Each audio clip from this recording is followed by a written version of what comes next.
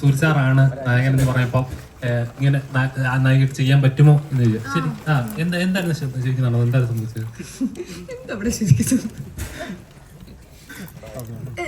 ഞാൻ സിനിമ എടുത്തു കഴിഞ്ഞ് നമ്മൾ ഷൂട്ടൊക്കെ തുടങ്ങി ഇടയ്ക്കിടയ്ക്ക് ആൾക്കാർ കാണുമ്പോൾ ഇങ്ങനത്തെ ചോദ്യങ്ങൾ ചോദിക്കാൻ തുടങ്ങി. അപ്പം എനിക്ക് മനസ്സിലാവുന്നില്ല എന്താന്നുള്ളത്.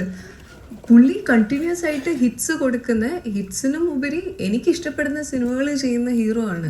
അപ്പം എനിക്ക് ഇങ്ങനത്തെ ഒരു ക്വസ്റ്റ്യൻ ചോദിക്കുമ്പോൾ ഇവർ എന്തുകൊണ്ടാണ് ചോദിക്കുന്നത്? എനിക്കല്ലേ വലിയൊരു അവസരം എനിക്കല്ലേ കിട്ടുന്നത്. അപ്പം എന്താ ഇങ്ങനെ ഒരു ക്വസ്റ്റ്യൻ ചോദിച്ചതെന്ന് എനിക്ക് മനസ്സിലായില്ല. ഇൻഡസ്ട്രിയിലുള്ളവരാണ് ചോദിച്ചത്. പിന്നെ അപ്പം ഇതൊരു ക്വസ്റ്റ്യൻ മാർക്കായിട്ട് നമ്മുടെ മനസ്സിൽ കിടക്കുമല്ലോ.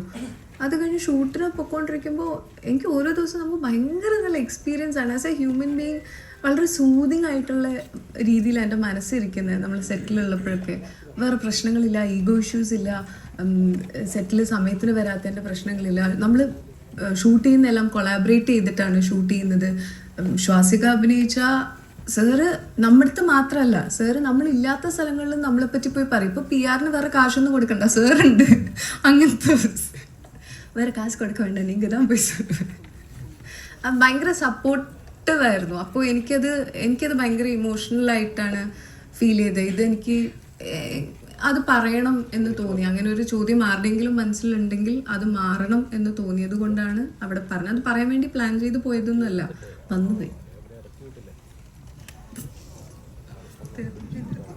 ഐശ്വര്യ